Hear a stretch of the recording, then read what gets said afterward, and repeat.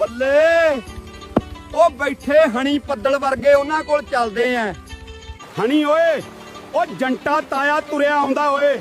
ਓਏ ਇਹ ਕਿੱਧਰੋਂ ਆ ਗਿਆ? ਇਹ ਤਾਂ ਆਪਦੀਆਂ ਨਜ਼ਰਾਂ ਨਾਲ ਪੱਥਰ ਪਾੜ ਦਿੰਦਾ। ਬਚ ਕੇ ਰਹਿਣਾ ਪਊ। ਪੱਦਲਾ ਸੋਡਾ ਝੋਨਾ ਬਹੁਤ ਸੋਹਣਾ ਲੱਗਦਾ ਹੈ, 90 ਮਣ ਹੋਊ। ਨਾ ਤਾਇਆ ਇੰਨਾ ਤਾਂ ਕਿੱਥੇ ਹੁੰਦਾ, ਵੈਸੇ ਸੋਡਾ ਝੋਨਾ ਬਹੁਤ ਸੋਹਣਾ। ਨਾ ਸਾਡਾ ਤਾਂ ਬੀਜ ਹੀ ਮਾੜਾ ਸੀ, ਮਸਾ 60 ਮਣ ਨਿਕਲੂ। ਤੇ ਉਹ ਬੰਤ ਬੁੜੇ ਕੀ ਜ਼ਮੀਨ ਵੀ ਠੇਕੇ ਤੇ ਸੋਡੇ ਕੋਲ ਸੀ, ਉਹਦੇ ਚੋਂ ਤਾਂ ਵਾਵਾ ਪੈਸੇ ਵਿਚਾਲੇ ਹੋਣੇ ਐ। ਉਹਦੇ ਚੋਂ ਤਾਂ ਸਿਰਫ ਜਾਨ ਹੀ ਬਚੀ ਐ। ਮੈਂ ਚੱਲਦਾ ਘਰ ਨੂੰ, ਥੋੜੀ ਤਾਈ ਢੀਕੀ ਜਾਂਦੀ ਹੋਣੀ ਐ।